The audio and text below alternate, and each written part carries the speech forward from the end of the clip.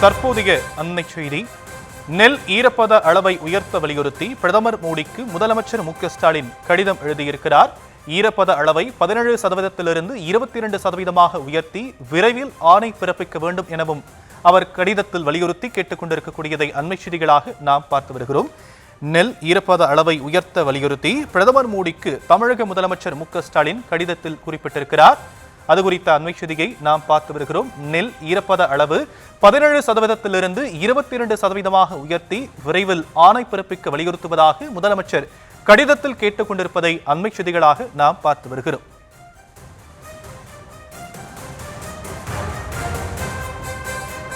முதலமைச்சர் மு.க.ஸ்டாலின் பிரதமருக்கு கடிதம் ஒன்றை எழுதியிருக்கிறார். நெல் ஈரப்பத அளவை உயர்த்த வலியுறுத்தி பிரதமர் மோடிக்கு முதலமைச்சர் மு.க.ஸ்டாலின் கடிதத்தில் குறிப்பிட்டிருக்கிறார். ஈரப்பத அளவை 17%லிருந்து 22% உயர்த்தி விரைவில் ஆணை பிறப்பிக்க வேண்டும் எனவும் அவர் வலியுறுத்தியிருக்கும் நிலையில் விவரங்களை செய்தியாளர் பாரி கார்த்திக் வழங்க நாம் கேட்கலாம். பாரி கார்த்திக், மேலும் விவரங்கள். வணக்கம். தமிழ்நாடு முதலமைச்சர் திரு மு.க.ஸ்டாலின் அவர்கள் ஏற்கனவே டெல்டா மாவட்டங்களில் கனமழையின் காரணமாக பயிர்கள் அனைத்தும் சேதமடைந்து மழையில் நனைந்திருக்கிறது. இதன் காரணமாக கிட்டத்தட்ட தஞ்சை, திருவாரூர், நாகப்பட்டினம், மயிலாடுதுறை என இந்த 4 மாவட்டங்களில் மட்டும் 5600 நெல் கொள்முதல் நிலையங்கள் இயங்கி வருகின்றன.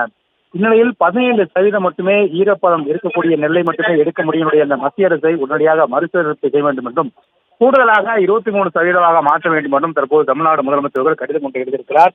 மேலும் அந்த கடிதத்தில் விவசாயிகளுடைய களமழை காரணமாக விவசாய நிலங்கள் பெரிய அளவுக்கு பாதிக்கப்பட்டுள்ளதால் வயலிலே நெல் நனைந்து வீணாகக்கூடிய ஒரு சூழல் இருக்கிறது.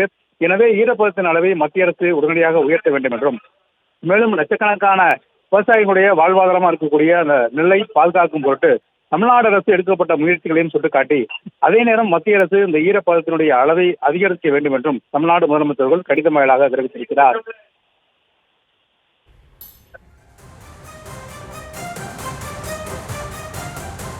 தற்போதைய விவரங்களுக்கு நன்றி பாரி கார்த்திக்.